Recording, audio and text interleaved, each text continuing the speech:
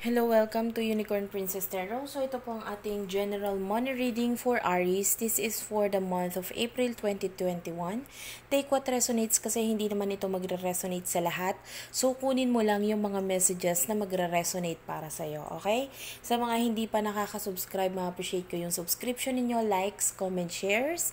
And lahat po ng yan, salamat po. We do have 2 more channel, Madam PTV at saka yung yung Virgo Philippines. Andyan sa description box, itatag ko na lang po. May mga love reading po tayo dyan. Especially dyan sa Madam PTV kasi may mga Aries reading din po dyan. So, feel free to check it out, okay? So, start na natin ang reading mo. Ang main energy na lumabas sa'yo is the 8 of Swords and 5 of Pentacles, Gemini, Libra, Aquarius, Taurus, Virgo, Capricorn energy. Yung iba sa inyo, pwedeng may mga, you might be stuck in a situation, no? Maaaring stuck ka sa sitwasyon, wala kang magawa. Pero may mga gusto kang gawin, kaya lang mas pinapriority mo kung ano yung, kumbaga, nandiyan ka na, wala ka na magagawa, and kung ano yung pinapriority mo dito, maaaring may kinalaman sa mga kung ano na lang yun nandyan. Kumbaga, hindi ka na naghahangad or hindi ka na gumagawa ng pagdedesisyon kasi maaaring nandito yung tingin mong makakapagbigay sa'yo ng some sort of stability na gusto mong makuha pero hindi mo makuha pa sa ngayon. We have here 5 of Pentacles, Taurus, Virgo, Capricorn energy. Medyo naghihirap, no? Yung iba sa inyo pwedeng may kinalaman sa pandemic kaya nagiging ganyan yung sitwasyon mo.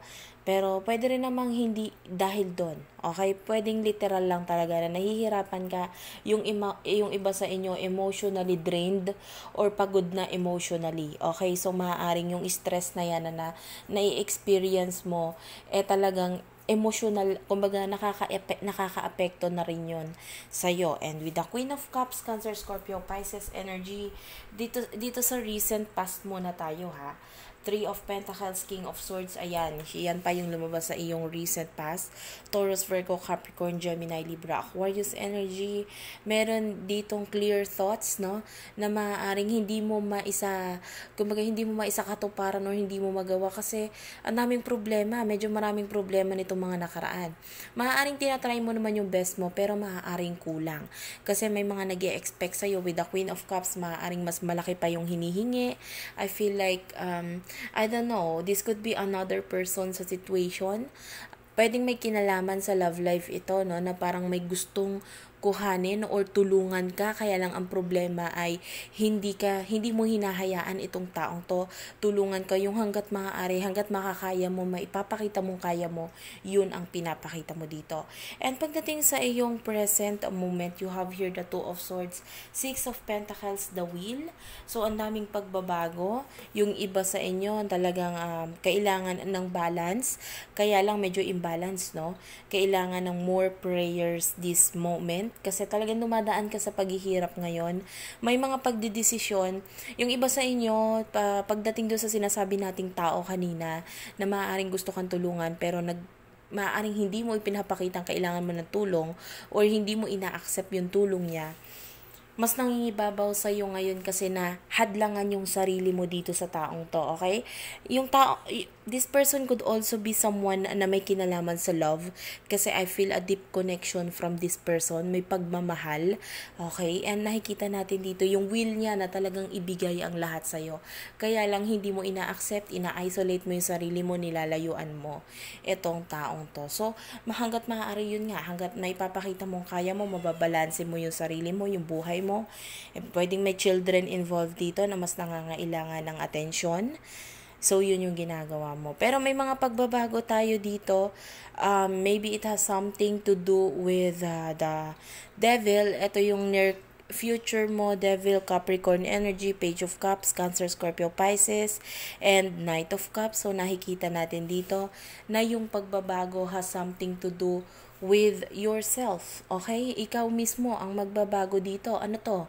So, possible na ma-manifest mo yung mga gusto mo kasi the magician is someone na, oo, hindi ka nagsasabi ng totoo, pero mas lalo mong ma-manifest lahat ng bagay para sa'yo kasi maaaring tinry mong maging matatag ng ganyan yung sitwasyon mo, makakayanan mo ito eh.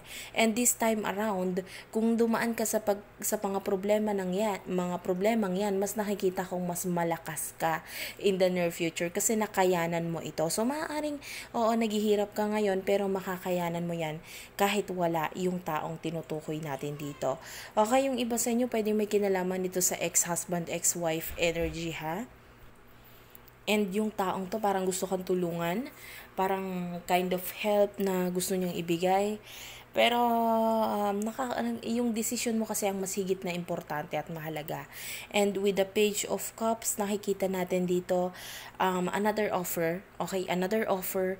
Pero I don't feel like hindi na galing dito sa taong to. Meron na namang another offer coming from someone na maaaring tinulungan mo noon. So, kung ano man ito rushing in itong taong to, natutulong sa'yo.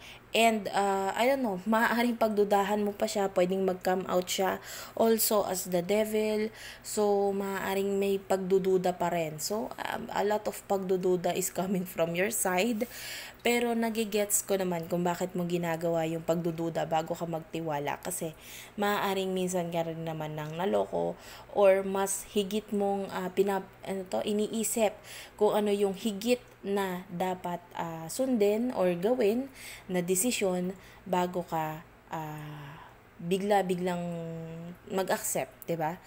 So, yan, a lot of offer coming to you this April 2021. Pag-isipan mo mabuti kasi yung iba naman na sa tingin ko nakakatulong naman talaga, kaya lang mas nauuna yung pride, okay? So that's it for now guys. Thank you for watching. I hope naka-resonate kayo. Please do like and subscribe to our channel, Unicorn Princess Tarot, Madam PTV and Virgo Philippines. I love you all again and bye-bye.